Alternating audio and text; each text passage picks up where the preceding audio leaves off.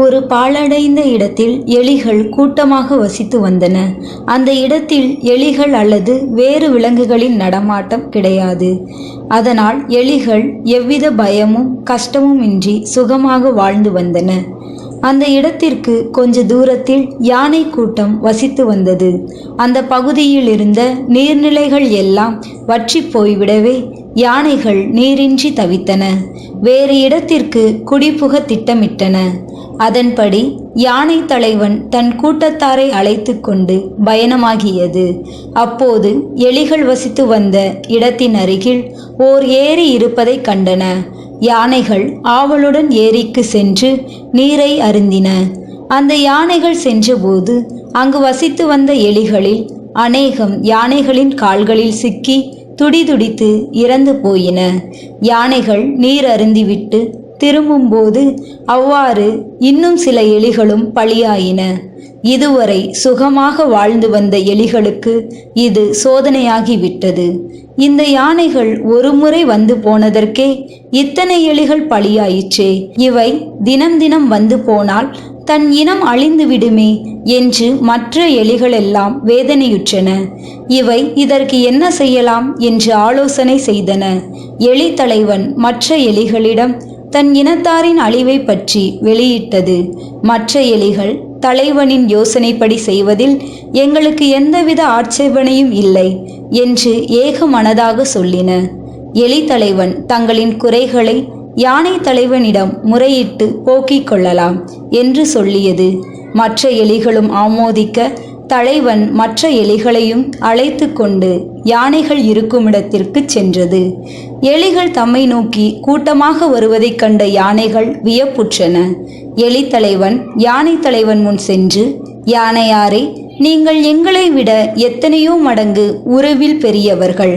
உங்களை எதிர்க்கும் சக்தி எங்களுக்கு கிடையாது. அந்த அளவுக்கு வலிமை பெற்றவர்கள் நீங்கள். வலிமையில்லாத எங்களுக்கு கேடு செய்யலாமா என்று நயமாக கேட்டது. யானை தலைவனுக்கு ஒன்றும் புரியவில்லை. எலியாரே, உம்மை பார்த்து நான் பரிதாபப்படுகிறேன். நான் உங்களுக்கு எந்த கெடுதலும் செய்யவில்லையே என்று சொன்னது.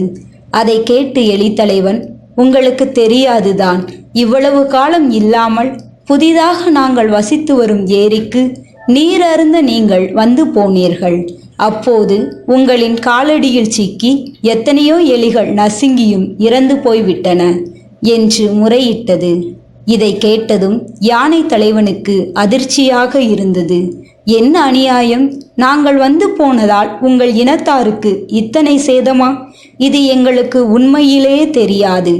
சரி, நாங்கள் என்ன செய்ய வேண்டும் சொல் என்று கேட்டது. அதற்கு எலி தலைவன், நாங்கள் அந்த இடத்தில் நீண்ட காலமாக வசித்து வருகிறோம். அது எங்களுக்கு பாதுகாப்பான இடம்.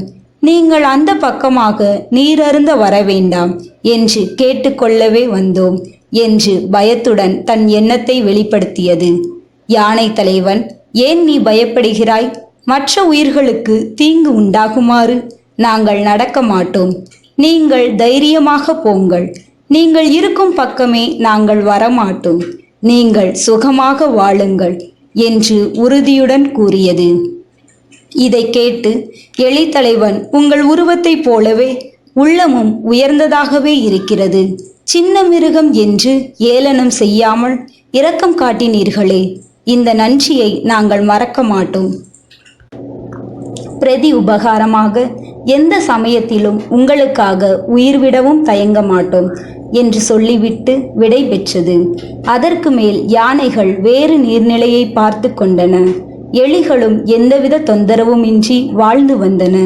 சில நாட்களுக்கு பிறகு அந்த நாட்டு மன்னர் வேட்டையாட காட்டுக்கு வந்தான். அவன் பார்வைக்கு யானைகள் கூட்டம் தென்பட்டது. அவற்றை பிடிக்க பள்ளம் வெட்டினான். யானைகளில் சில அந்த பள்ளத்திற்குள் மாட்டிக்கொண்டன. அவற்றுள் யானை தலைவனும் இருந்தது.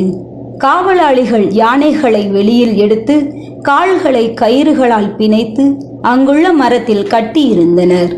யானைகள் கயிற்றிலிருந்து தங்களை விடுவித்துக் கொள்ள முடியாமல் தவித்து கொண்டிருந்தன. தம்மை விடுவித்துக் கொள்ள அவற்றால் முடியவில்லை. யானையை கண்டதும் எலிகளெல்லாம் தங்களுக்கு மீண்டும் ஆபத்து வருமோ என்று அஞ்சி முன் வந்தன. அப்போது அந்த யானை எலி தலைவனிடம், நடந்ததை கூறியது. அதை கேட்டதும் எலி தலைவன், அப்படியா, இதோ நாங்கள் வருகிறோம், அந்த இடத்தை காட்டு என்று கூறியது.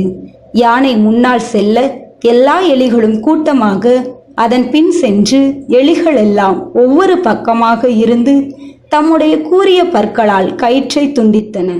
பின்பு எல்லா யானைகளும் கட்டிலிருந்து விடுவிக்கப்பட்டன. யானைகளுக்கு சந்தோஷம் நிலை கொள்ளவில்லை. பலமுள்ள பெரிய விலங்குகளாக இருந்தும் பலமில்லாத சிறிய எலிகளால் தாம் காப்பாற்றப்பட்டதை எண்ணி பெருமைப்பட்டன. எலி தலைவனுக்கும் யானை தலைவன் தன் நன்றியை தெரிவித்து கொண்டது.